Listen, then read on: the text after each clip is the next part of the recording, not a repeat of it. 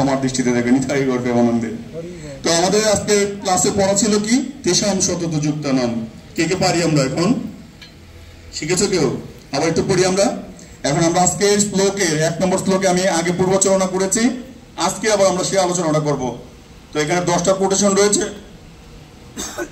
সেই 10টা কোটেশন নিয়ে আমরা আলোচনা করব আজকে।